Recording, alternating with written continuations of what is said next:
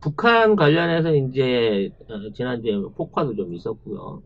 그와 관련해서 뭐 여러 가지 얘기들이 나오면서 남북 관계가 이제 막 전쟁 즉발의 상황으로 온 것처럼, 그다음 문재인 정부의 어떤 통일 정책 내지는 남북 정책이 되게 잘못된 것처럼 호도하는 정편 기레기들이 난리를 쳤습니다. 그래서 제가 이와 관련해서 그게 아니다. 북한의 위협은 가소로운 수준이고 그냥 애들 투정하는 수준이다라는 걸 설명을 드리려고 제가 이제 쭉 오늘 방송을 준비를 했거든요. 아니 그랬더니 이 자식이 아침에 갑자기 이 노동신문을 통해 가지고 모든 군사 행동을 중지하겠다라고 발표를 해버렸네. 물론 잘한 거죠. 방송 후에 얘가 이 발표를 했으면 조금 그 뭐랄까 뒷북 같은 느낌도 있을 건데, 아무튼 미리 그 발표를 해버리는 바람에 아하 참 대본을 못 쓰게 된 상황이 아닌가 싶었어요. 근데 가만히 생각해 보니까 발표가 뭐 중요해. 어차피 기레기들은 또 뭐 이게 다시 대북 관계 안 좋아진다 그러면 지금 있는 소스를 또 뽑아서 쓸 거거든요. 네. 그렇게 되기 때문에 얘네들이 주장하고 있는 남북 관계 위험성에 대한 허구를 좀 이렇게 얘기를 한 게 아닌가 싶어요. 네, 정은이가 제 방송을 보고 있는 것은 틀림없습니다. 네. 제가 방송에서 얘기한 대로 그대로 행동하고 있으니까요. 그냥 네. 볼턴 해적판을 읽은 게 아닐까요? 볼턴 해적판이라. 네. 지금 일본에서 아주 베스트셀러로 가고 있다 그러는데 우리나라에서는 이 책을 사보지 않았으면 하는 바람이에요. 무지하게 열받더라고. 조금 이따 얘기하기로 하고. 자, 아무튼 이 김 위원장이 이제 이 남한에 대한 적대적 군사 행위를 전면적으로 보류한다라고 얘기를 확 던져버린 거예요. 그러니까 여정이가 앞에서 막 어시스트하고 군부시켜가지고 막 여러 가지 액션 취하고 막 이럴 때 저 김정은이 뒤에 안 나타나는 거 보니까 나중에 제가 한 방에 정리하고 남북 정상회담이나 뭐 극적인 루트를 통해 가지고 이 사안을 해결하려고 한다. 쟤들이 굉장히 배고픈 상황이다라는 말씀을 드렸는데 역시나 일주일을 못 간 거예요. 근데 이제 이와 관련해서 우리 종편들이 하도 난리를 떨었기 때문에 요게 과연 그 실효성이 있는가 하는 부분에 대한 얘기를 전반적으로 한번 다시 짚어가면서 편한 마음으로 서울이 불바다될 걱정을 하지 마시고 편한 마음으로 이 방송을 들었으면 하는 마음으로 보내드리겠습니다. 한다는 게 많았어요. 네, 그중에 제일 이제 화끈했던 게 연락사무소 폭파였죠. 네. 연락사무소 폭파에 대해서 국정원이나 뭐 대북 안보라인이 몰랐다라는 데 대한 내용을 가지고 이제 굉장히 많은 그 국회의원들이 지금 안기부장이래. 국정원을 잘라야 된다. 얘네들이 도대체 대북자들 지원해서 풍선 날리는 거 지원한 것 말고 도대체 대북 라인 가동되는 게 뭐냐라고 질타를 하고 있는데요. 왜냐하면 이 내용이 개성공단 안에 군사적인 행동 움직임이 보인다라는 게 이미 열흘 전부터 해외 언론에서 나오고 있었어요.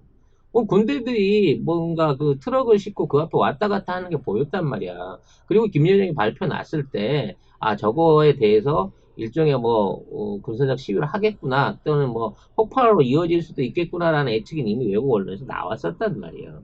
네. 방송 제목이 틀렸어요? 그냥 놔둬요. 하와이 정도는. 네, 이따 오칠게요. 바쁘니까.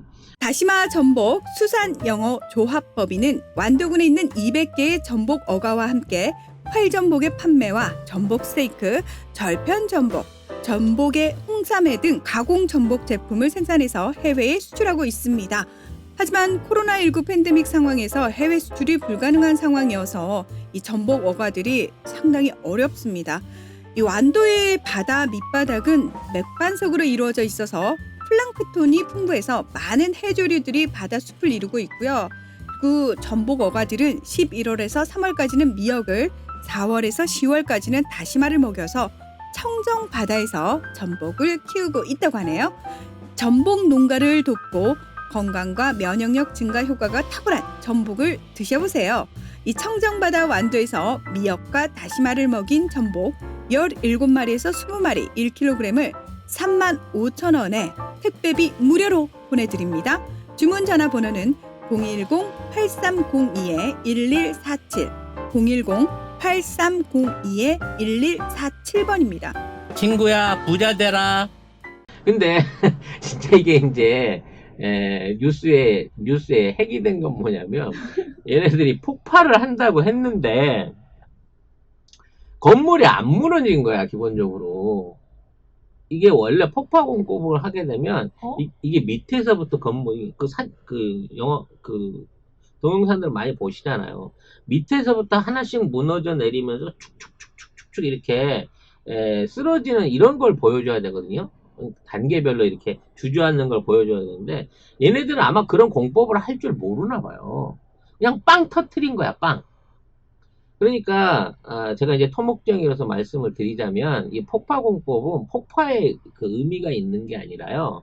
건물의 골조 있잖아요. 건물의 골조, 그러니까 기둥이 될 수 있는 콘크리트 같은 거를 파가지고 안에다 구멍을 내서 그 안에다 폭약을 심어요.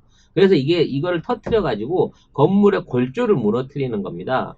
그래서 이 골조가 무너지게 되면 그게 주저앉으면서 그 무게로 망치가 내리찍듯이 쿵쿵쿵쿵 때려가면서 이 건물을 무너뜨리는 공법이거든요. 그러니까 이게 굉장히 타이밍도 중요하고 이것도 말하자면 전문가가 필요한 공법이에요. 요걸 속도 조절을 잘못하면 건물이 다 안 무너지거나 건물이 옆으로 쓰러져서 피해를 줄 수 있거든. 근데 얘네들이 지금에 한 거는 말 그대로 폭파야, 폭파. 그러니까 군사 무기 이 TNT 같은 거를 몽땅 갖다 쌓아놓고 그냥 빵 터트려 버린 거예요. 그렇게 되다 보니까 연락소 앞에 있는 건물까지, 아마 이건 부수려고 한 게 아닌데 연락소 앞에 있는 건물 유리창까지도 절반이 다 날아가 버린 거거든. 그러니까 결과적으로 얘네들은 뭔가 이거를 확실하게 확 무너지는 모습을 보여주려고 군사형 폭파 장약을 엄청나게 많이 썼는데 폭발만 늘어나고 정작 골조는 못 무너뜨린 거죠. 왜 이걸 가지고 뭐 한국 건축 기술의 쾌거다. 한국의 든든한 라멘조 철골 구조물이 얼마나 튼튼한지를 세계에 과시했다. 군용 폭약으로도 못 무너뜨렸다. 뭐 이런 얘기가 나오고 있는데, 그래서 뭐 그런 내용들을 가지고 이제 국내에서 언론 보도를 할 때 그런 얘기가 있어요. 폭파로 연기가 자욱한 장면만 보여주고 TV조선 같은 데서 나중에 골조가 남아있는 연기가 가라앉은 사람이 일부러 안 보여줬다는 거예요. 폭파에 실패한 게 우스꽝스러우니까. 아무튼 지금 있는 그 구조물이 어찌나 단단했던지요. 야, 저 정도면 다시 인테리어 하면 쓰겠는데? 라고 하는 얘기도 나오고 있다고 합니다. 네. 일단 맞아요. 구멍을 뚫어야 되는데 그냥 바닥에다 쭉 깔아놓고 터트리다 보니까 맨 앞에 건물 유리창까지 반파돼 버린 거죠. 네. 아무튼 그래서 이거는 그냥 해프닝으로 된 거예요. 근데 왜 얘네들이 이제 굳이 이걸 때려 부셨냐면 그 위치가 개성공단 안에 있고 그 안에 있는 이제 연락소들을 옮기고 싶은 거라고 저는 내심 생각을 해요. 늘 말씀드리지만 이제 김정은은 원산을 제2의 고향으로 생각하고 실제 어렸을 때 거기서 자랐으니까요. 원산 지구에 지어놓은 리조트를 비롯한 신도시 설비들을 굉장히 본인의 자랑으로 생각을 해요. 그렇기 때문에 이걸 해외에다가 많이 알리고 싶거든. 근데 그쪽으로 옮기려고 하게 되면 명분이 없잖아요. 그래서 아마 제 생각입니다. 원산 쪽에다가 자기가 지어놓은 건물 중에 일부를 남북 연락사무소로 다시 이렇게 뭐랄까 기부 내지는 제공을 한다든지 아니면 그쪽 중심 지역에 토지를 두고 남북 공동으로 건물을 그럴싸한 걸 지어보자 라고 하는 뭐 이런 방식으로 전 시대가 아닌 게 아버지 시대 때잖아. 지금에 있는 연락소가 만들어진 거는 자기 시대의 앞으로의 남북 대화의 상징이 될 수 있는 남북 공동 연락소를 갖고 싶은 게 김정은의 속내였기 때문에 이게 폭파로 연결됐다. 그러나 뼈대가 남아서 참 이거 어려워요. 이제 이거 없애려고 하면 진짜 중장비를 갖다가 들들들 해갖고 때려 없애든지 뒷작업이 남아야 되는 상황이라 수습하는데도 힘들 것이다. 네, 폭파는 1분이었지만 청소는 1년 걸릴 거다라는 얘기를 해보고 싶습니다. 안 그래도 얼마 전에 김정은 위원장 원산 다녀왔잖아요. 아마 부지 보고 왔겠죠. 건물 보고 오든가. 두 번째는 이제 GP를 복구하고 있다. GP 지역이 이제 복구가 되게 되면 엄청나게 많은 이제 무기들이 들어오게 된다 그러는데, 원래 GP가 남북에 공동으로 없애는 게 10개 정도 돼요. 합쳐서 10개요. 그리고 그 안에 있는 무기들이 고사포나 뭐 기관총 같은 게 있습니다만 애초에 비무장지대이기 때문에 개인용 그 화기밖에 들어오지 않습니다. 그러니까 GP가 복구된다 그래서 이게 뭐 엄청난 화력들이 그 안에 집중돼 가지고 남쪽 라인이라든지 우리 군을 위협한다라고 볼 수 있는 수준은 아니거든요. 기관총 정도 걸면 최고로 세게 거는 건데, GP를 복구됨으로 인해서 남북의 정전 무드가 깨지고 있다라고 계급품을 물면서 선전하고 있는 거죠. 근데 GP가 복구됐다고 하는 증거가, 종편이 제시한 증거가 삽들고 우통벗고 일하는 북한 군인의 사진이 찍혔다는 거예요. 그러니까 중장비가 동원되거나, 왜냐면 거기서 폭파 있어요. GP 철거할 때. 뭐 공장비가 동원되거나 뭐 이렇게 대규모 인력이 들어오는 게 아니라 병사 한 명이 우통을 벗고 그 앞에서 삽질을 하고 있는데 그게 망원 렌즈에 찍힌 거야. 그걸 보고 GP 복구 작업을 하고 있다라고 하는 정말 말도 안 되는 확대 주장을 하고 있는 셈인 거죠. 우통 벗고 일하는 거 봐서 내가 보기엔 제가 개인적으로 뭐 했을 것 같아요. 네. 그리고 군인이 우통을 벗고 일을 하고 있는데 이게 군사적 도발 행위로 보는 종편의 어떤 상상력, 니들은 정말 동화부터 다시 써야 된다라는 생각을 해드리고 싶네요. 그 다음에 이제 군사 한 라인이 다 끊겼다는 겁니다. 그러니까 그 군에서 주고받을 수 있는 한 라인이 끊겨가지고 만일의 경우에 혹시나 뭐 돌발적인 폭발 사고라든지 오발이 있었을 때 이게 갑자기 국지전으로 확대될 수 있다라고 계급품을 물고 있습니다. 근데 남북 간의 군사 한 라인이 끊긴 게요, 다반사예요. 끊었다고 해서 걔들이 전선을 끊은 게 아닙니다. 그냥 전화를 안 받는 거예요, 기본적으로. 그래서 야 지금 뭔가 알려주려고, 야 우리 이번에 무슨 어디서 포사격하는 훈련이 있는데 소리 나던 너무 놀래지 마, 긴장하지 말고 들어, 뭐 이런 얘기 해주는 게 한라인의 역할인 건데 그게 끊어졌기 때문에 나중에 북한이 오인을 해가지고 근접전이나 국지전이 벌어질 수 있는 위협이 된다라고 또 이제 거품을 막 물더라고.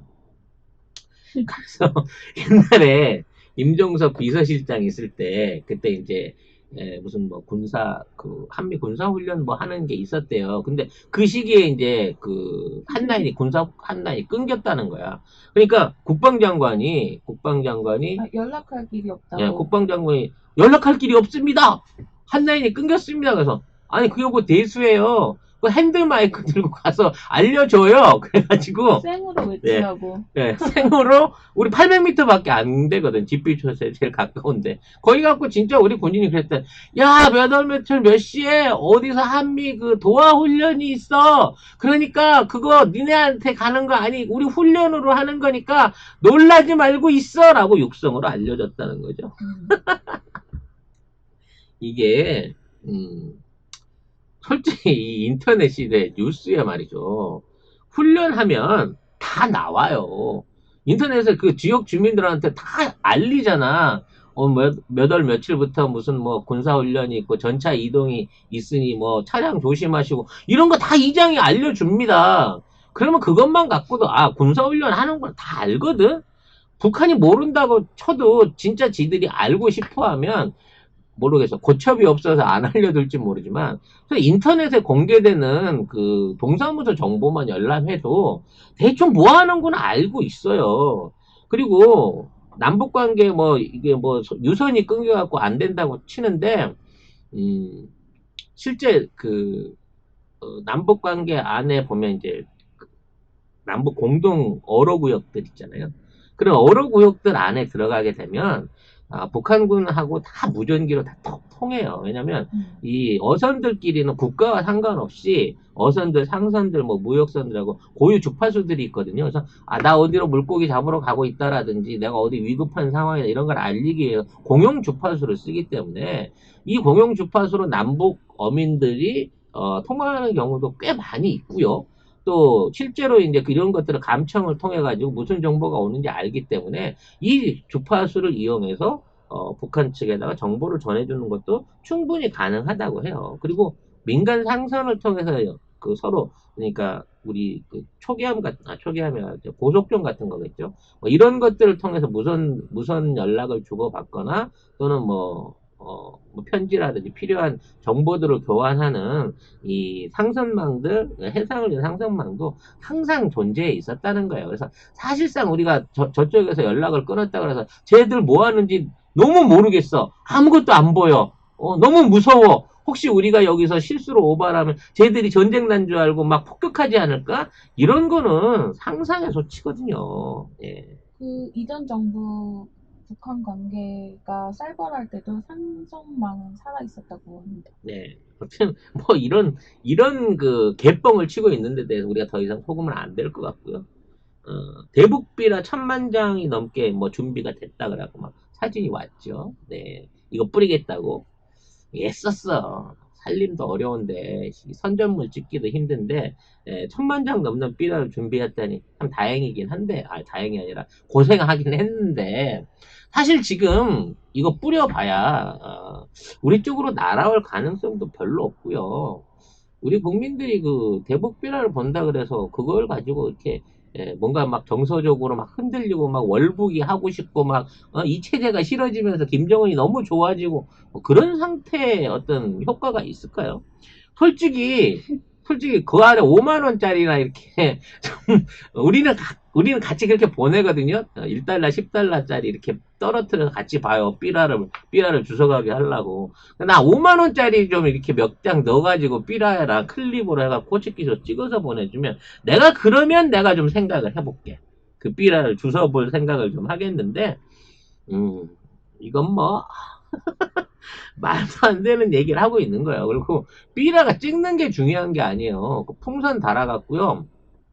바람 맞춰서 내려 보낸 다음에 목표 지점에서 풍선을 터트려 줄 수 있는 장비까지 다 돼야 이게 제대로 된 어떤 그 풍선이 되거든요. 그리고 우리나라 지금 이 뭐라 그러죠? 대공 수준을 따져놓고 보면요.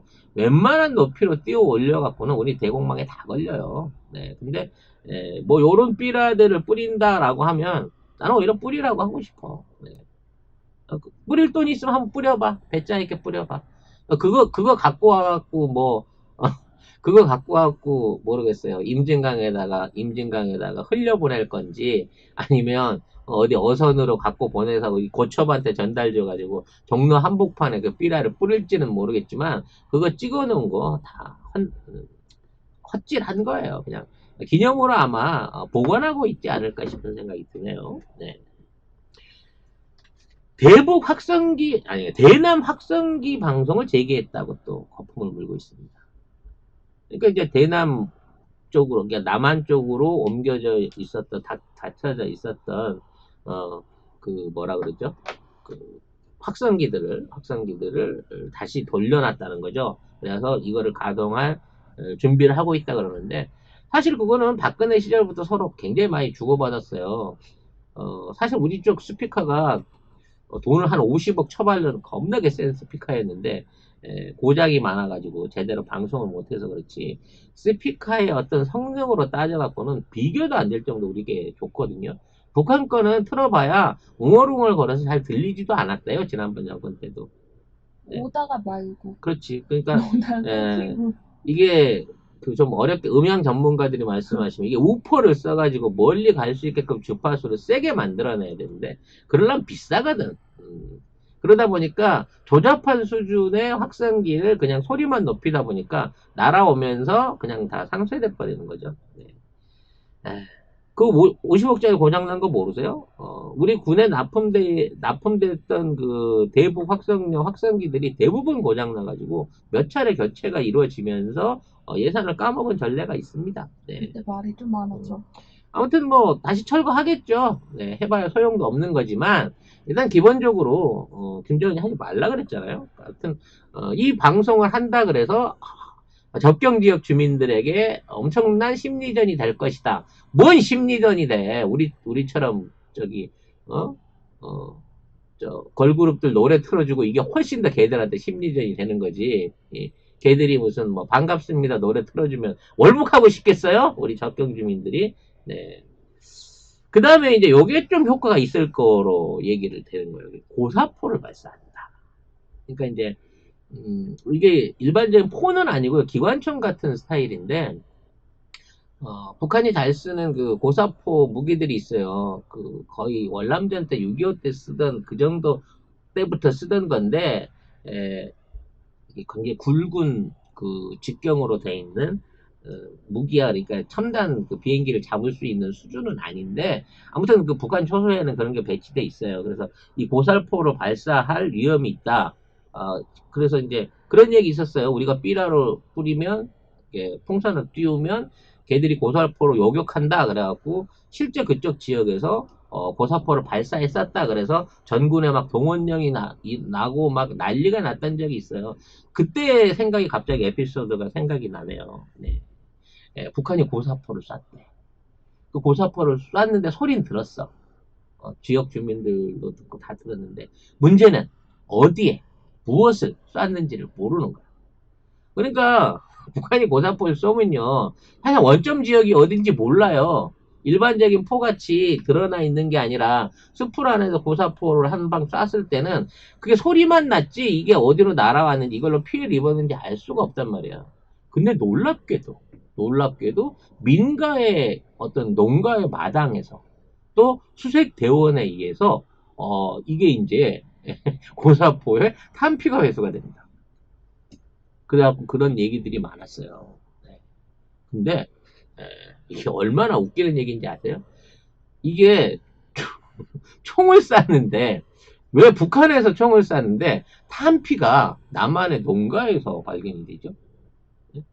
탄피는 그 자리 떨어지는 거잖아요. 탄환이 날라와야 되잖아. 근데 탄환을 발견하지 않고 탄피를 발견했대. 북한 거래. 이게 실제 뉴스에 나왔다니까. 심지어 어땠냐면 주민이 그 탄피가 북한 거에 어떻게 아십니까? 날아온 건지 어떻게 아십니까? 그랬더니 날아오는 고사포 탄이 날아오는 걸 눈으로 목격을 했어. 야, 마하 2가 넘는 속도로 초속 1000m가 넘는 속도로 날아오는 총알을, 그것도 요따만한 고사포 총알과 탄피를 이 양반이 눈으로 목격을 하셨다고 또 증언을 하신 거야. 텔레비에 나와가지고. 진짜 이런 개구라를 쳐가면서 고사포를 굉장한 위협으로 부풀려서 막 방송에 이틀 3일씩 하고 그랬어요. 네. 북한탄은 특수 기능이 있어서 그래요? 네. 몽골인이라서 본 거야? 몽골 교파였는지 확인이 안 됐네. 아무튼, 이 고사포 드립 치는 것도 정말 예전이나 지금이나, 진짜로 웃겨요. 왜냐면, 그 군에 갔다 오시거나 조그만 군사 상식을 가지신 분들이라 그러면 누구나 알 수 있을 얘기를 가지고 태연하게 거짓말을 친단 말이야. 안상수가 보온병 들고 와가지고 이게 방사포 포탄이라고 하는 것처럼 어디 말도 안 되는 탄피를 주워와가지고 이게 북한이 쏜 고사포의 증거라고 내밀고 있으니 이게 말이 되겠습니까? 네. 하여튼 아까도 말했지만 이걸 육안으로 보고, 왜냐면 이제 소리는 나는데 못 찾으니까 증거를 만들어내라고 이런 저기를 했겠지만, 아무튼 이게 우리나라에 위협이 된다는 것도 웃기는 거예요. 이거 옛날에 6.25 때 뭐 지상 1, 2km 날아가던 전투기에나 쏠만한 무기인 거지 실제적으로 군사적 위협이 전혀 안 되는 무기거든. 아니 고사포를 공중에 쏴갖고 어떻게 지상에 있는 어디로 떨어질 줄 알고 그 위치를 맞춰가지고 그거를 조준 사격을 하겠어요. 하여튼 이 얘기도 여러분들이 앞으로 듣게 되면 비웃어 주시고요. 가장 첨예한 부분이 이제 개성공단으로 포병대가 다시 들어온다. 원래 개성공단이 포병대 자리였어요. 네. 근데 그걸 밀고 공단을 지었죠. 그 다음에 금강산을 해군 기지화한다. 뭐 이렇게 얘기를 한 거예요. 그래서 구체적으로 설명을 합디다. 이거는 종편이 굉장히 비중을 들여서 뭐 170mm 자주포, 240mm 방사포, 62 포병 여단이 들어오는데 뭐 자주포는 50km, 방사포는 60km 해서 수도권이나 불바다가 될 수가 있다. 막 이런 얘기를 막 자료 사진과 함께 한 2시간을 떠들더라고요. 물론 들어오면 위협적이겠죠. 근데 그게 들어와서 만약에 군사 도발하면 우리는 보고 있냐고. 눈들 장님이에요. 원래 이런 포병 부대가 들어오려고 하면요, 그 부대를 지원할 수 있는 부대 시설부터 시작해가지고, 아니, 쉽게 말하면 부대를 하나 새로 지어야 돼. 그리고 여기 지원해 줄 수 있는, 이제, 지원 병참과 주변에서 이거 도와줄 수 있는 설비까지 해야 되기 때문에, 군부대 하나를 만들거나 옮긴다는 게 쉬운 게 아니에요. 시간도 1, 2년 이상 걸리지만, 비용도 엄청 걸린 거거든. 근데 지금 있는 개성공단에 있는 공장들을 헐고 거기다가 포병부대를 짓는다고? 그런 멍청한 짓을 왜 해요? 네. 차라리 이병식 포병부대를 전진 배치를 시키면 되지. 아무튼 이 또한 말도 안 되는 주장인 거고요. 네. 이와 관련해서 무슨 뭐 전차대대, 뭐 장갑대대 같은 게 전진 배치될 가능성도 있다 이런 식으로 얘기를 해요.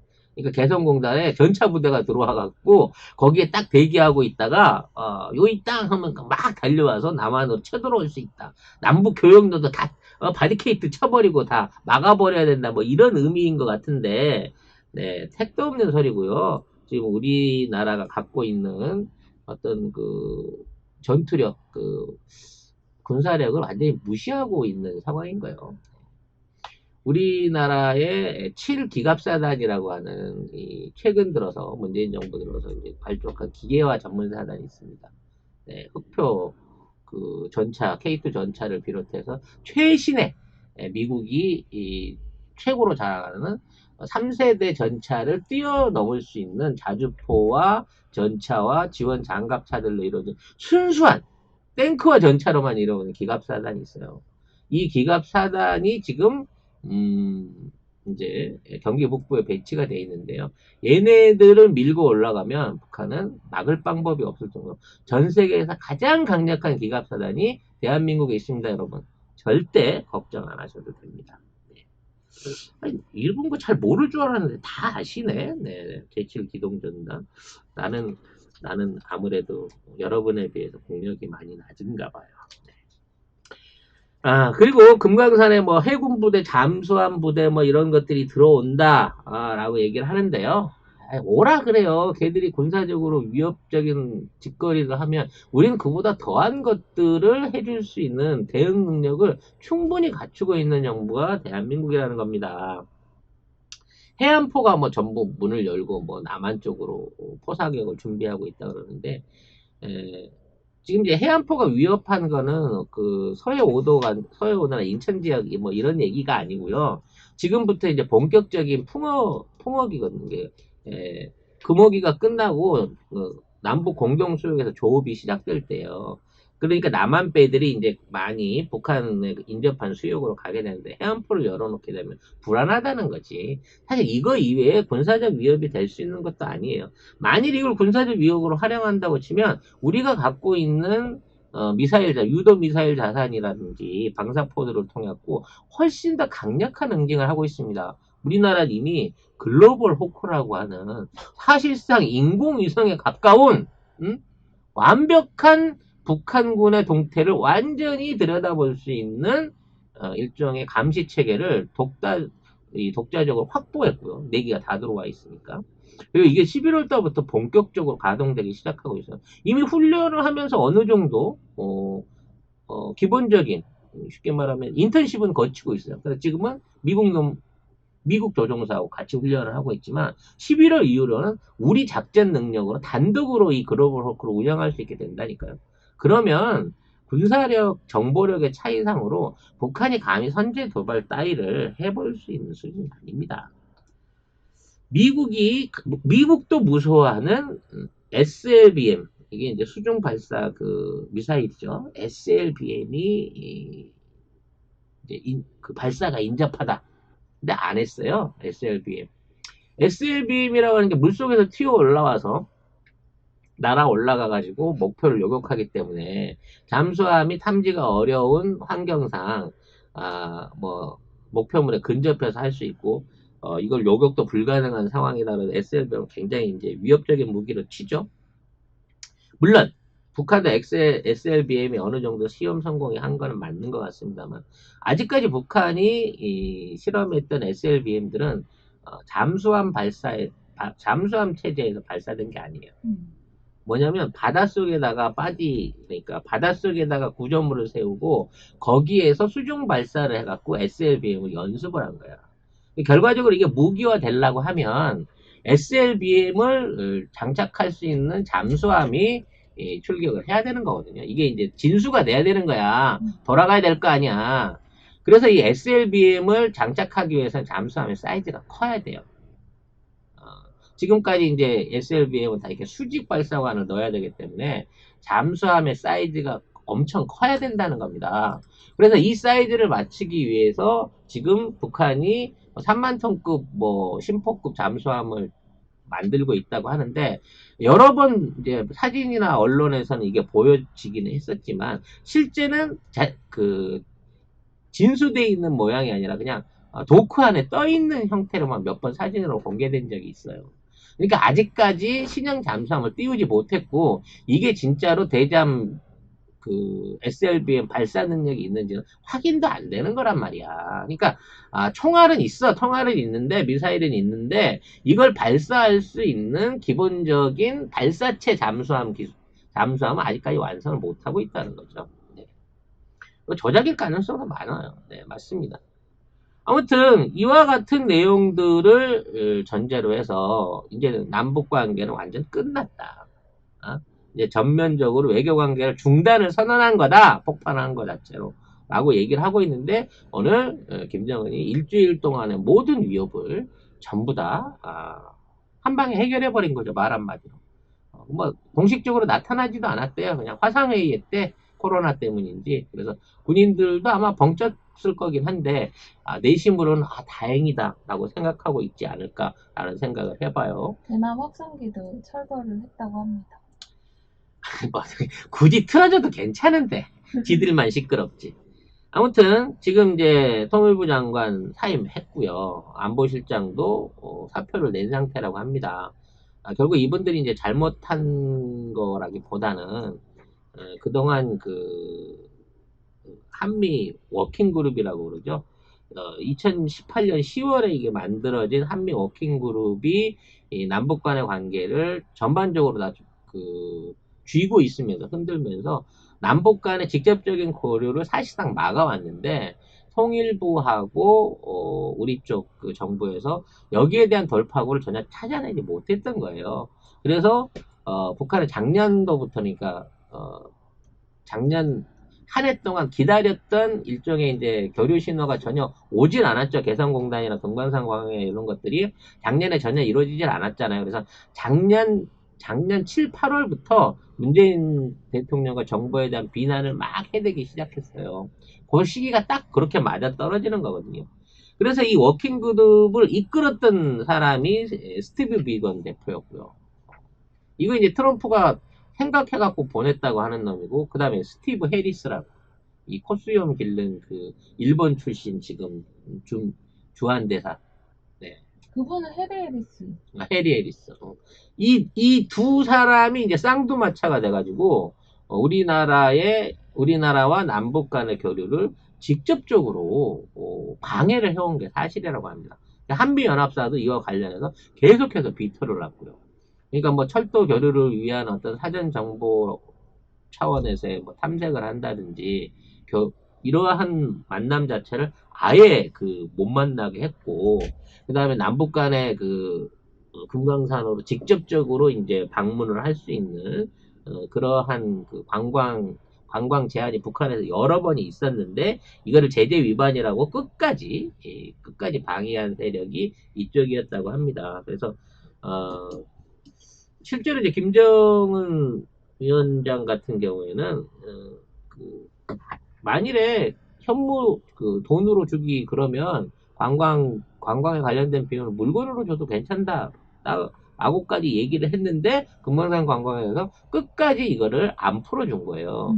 거기에다가 최근에 코로나나 돼지 열병 사태 같은 경우에는 백신을 실어가지고 트럭으로 갖다 주려고 개성해서 전달하려고 하는 시도가 있었다고 합니다. 서로 연락이 돼서 만나기로 했는데 근데 유엔사가 그 트럭을 통과를 안 시켜줬대요. 문은 안 열었어요. 만나지 못하고. 그래가지고 북한이 기다리다가 공치고 그냥 돌아간 거죠.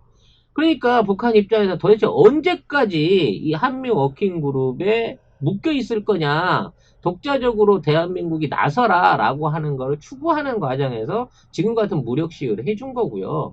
이 무력 시위를 바탕으로 해서 우리 대통령도 이제는 그런 그룹에 치우치지 않고 직접 하겠다. 지금 한반도가 이렇게 위기 상황인데 니들이 왜 중간에 껴가지고 이런 위협 상황을 만드느냐라고 선언하신 거예요. 어머, 저런 눈치 없는 이 눈치 없는 시리, 시리가 아니기 때문에 빅스비. 빅스비. 네. 아무튼 지금 남북 관계의 최고의 어떤 그 걸림돌은 유엔 사령관, 해리스 대사, 스티브 비건 뭐 요런 인물들이었던 거고요. 사실 이 인물들에 의해서 그동안 1년 넘게 완전히 남북 관계 단절 상태에 있었다는 거죠. 이와 관련해서 이 통일부의 위상 내지는 역할에 대한 전면적인 조정이 있어야 된다는 얘기가 많습니다. 저도 최근에 알았는데요. 통일부 1년 예산이 500억이랍니다. 어찌 보면 많다고도 볼 수 있지만 장관을 두고 있고 남북 간의 통일을 관장하는 부서의 총 예산이 500억이라고 그러면 이거는 어디 그 구청 그러니까 서울시나 뭐 이런 대도시에는 구청 하나의 예산만도 안 되는 수준인 거예요. 일단 돈과 권력이 없는 통일부가 무엇으로 지금 주도적인 남북관계 개선을 해나갈 수가 있겠습니까? 이번에 이제 새롭게 바뀌게 될 인사들이 누가 오게 될지는 모르겠지만 국회에서 힘을 좀 실어줘가지고 전면적으로 통일부의 기능을 강화시키고 남북 교류를 직접적으로 관장할 수 있는 뭐 이런 관계들이 이제 만들어져야 되지 않나라는 생각이 들고요. 지난주에 설명했던 대로 북한은 앞으로 대남 사업을 국가의 주력 사업으로 하겠다라고 선언을 했어요. 그리고 대남 사업을 관장하는 부서가 이제는 외교적인 부분, 미국과의 상담, 그리고 군부까지도 통제하고 있다. 그러니까 군사적으로, 외교적으로 모든 것들을 대남북 관련한 부서에서 같이 해결하자라고 제안한 만큼 우리도 그에 응당하는 조치를 취해주면서 대북 관계 또는 남북 교류를 하반기 때 강력하게 밀고 가야 된다라는 게 제 생각입니다. 주식회사 맥슨골드 24K, 18K, 14K 장신구 최고가 매입 순금 골드바 최저가 판매 업체입니다. 여러분 집안에 잠자고 있는 금땡이들이 있나요? 예, 맥슨골드로 가져가시고 반드시 송작가 TV를 보고 오셨다고 말씀을 하시면 됩니다. 골드바가 필요하신가요? 예, 최저가로 드립니다. 주식회사 맥슨골드. 연락처는 010-2713-2213번입니다. 010-2713-2213번으로 연락을 주시면 되고요. 자, 장소는요. 종로 3가 전철역 8번 출구 앞에 있다고 합니다. 럭키 주얼리 도매상가 1층 8호입니다. 현재 우리 방위비 분담 협상이 지지부진하고 있어요. 우리 정부가 내놓은 이제 최종안은 현재 50% 더 주는 겁니다. 5천억 더 주겠다는 거죠. 그런데 트럼프는 이제 5배를 더 내라는 거죠. 5조 원을 넘게 달라고, 거의 6조 원을 달라고 얘기하고 있는 상황인 건데, 이와 관련해서 대한민국의 가열찬 복수가 시작돼 있는 상황이라고 합니다. 정확하게는 6조 665억 원. 환율이 올라서 그래. 작년만 해도 한 6조가 좀 못 됐었는데. 네. 아무튼 최근에 이 국방부에서 지금 이제 2조 원 가까운 비용을 삭감했다고 합니다. 이제 코로나 추경을 위해서 예산을 일부 이제 돌린 거죠. 추가 예산을 안 쓰기 위해서 기존에 있던 예산을 2조 원 가까이 돌렸어요. 2조 원이면 얼마죠? 20억 달러죠. 2조 원 이 비용이 뭐냐면 이 비용들이 전부 다 미국 무기 구입에 들어가는 비용이었다고 합니다. 이 움직임을 알고 재빠르게 제가 보기에는 제일 비싼 덤택이었던 글로벌 워크를 넘긴 것 같아요. 넉대 조기 인도를 시켰단 말이에요. 올 2월달에. 그때부터 얘네들이 왜 이렇게 빨리 갖다 주지? 4월까지 넉대 다 갖다 준다 그러네? 이것들이 외상으로 주는 거 보니까 우리 정부가 뭔가 이게 도입 시기를 연기하거나 압박을 주려고 준비를 하고 있구나라고 생각했는데 여지없이 지금 2조 원가량의 미국 무기 수입을 줄이는 방안을 만들어낸 거예요. 그러니까 우리 대통령도 트럼프한테 메시지를 준 거지. 응? 야, 이렇게 니들 계속 서툴게 나가면 하나씩 둘씩 모가지 조인다 라고 얘기를 하고 있는 겁니다. 우리 식구들 진짜 대단하구나. 네. 지금 우리 경항모 관련해서도 얘기 나오고 있어요. 실제로 우리나라가 핵 추진 잠수함하고 경항모를 만들어 보자라는 얘기를 하고 있는데, 경항모라 그러면 한 3만 톤급 된다 그럽니다. 근데 요거를 경항모로 가지 말고 한 7만 톤급의 중형 그 함대로 가자. 그래야 이제 가격이 한 8조 원, 9조 원 확 늘거든. 미국 입장에서 어차피 항모 기술은 우리가 전수를 해줄 테니까 이렇게 해가지고 우리 물건 좀 사면 어떻겠니? 라고 하고 있는데요. 이 모든 것도 사실은 분담금 협상하고 연장해서 가는 거예요. 네. 조금 이제 우리 그 제페트 할아버지 얘기에서 나오겠지만 트럼프는 이 개념이 없어. 무조건 돈만 많이 받으면 되고 도대체 돈을 많이 받는 데 있어서 계산의 근거가 없다는 거야. 왜 일본한테 60억 달러, 우리나라한테 50억 달러를 요구하는지에 대한 기본적인 미천이 없어요. 생각 나오는데, 입에서 나오는 대로 툭 던진 게 그 정도 금액이라는 거죠. 그러니까 이와 관련해서 우리도 일종의 힘겨루기를 지금 꾸준히 하고 있고, 가면 갈수록 이 대선을 앞두고 있는 상황에서 지금 G7 와달라고 사정하고 있고, 지금 우리가 방역 관련해서 여러 가지 이 세계의 어떤 헤게모니를 리드하고 있는 이상 트럼프는 우리 요구를 들어줄 수밖에 없을 거고, 이 기회에 그동안 우리가 이제 자주국방 차원을 넘어서는 대양 해군과 강력한 핵 잠수함 전력 그리고 미사일 전력을 갖추게 된다면 우리나라 3대 미사일 강국으로 지금 미소 다음으로 대한민국이 3위다라고 말할 만큼 엄청난 미사일 전력과 기술들을 확보하고 있는 게 좀 드러나고 있거든요. 미소 다음이요? 네. 소련? 그렇지. 러시아. 그렇겠죠? 소련? 사실 우리 미사일 전력의 60%가 러시아 전력이니까. 아무튼 이마만큼의 전력을 가지고 이제는 우리가 단순하게 한반도 영공과 영해를 지키는 수준이 아닌 주변국들하고의 어떠한 경쟁에서도 밀리지 않는 수준의 국방력을 확보할 기회가 왔다. 이 모든 거를 문재인 정부에 이루어야 한다라는 부분을 여러분들이 생각을 해보셨으면 좋겠습니다. 큰일 났네요. 첫 방송인데 시간을 너무 할애했습니다. 아무튼 이 얘기를 안 하고 그냥 폐기시키려다가 그래도 이렇게 하니까 재밌잖아요. 네. 조금 여러분들한테 이렇게 걱정이 좀 덜해지시지 않습니까? 우리나라의 어떤 외교력이라든지 앞으로의 행보에 대해서 좋은 방향으로 희망을 좀 가지시라는 차원에서 방송을 해드릴 수 있습니다.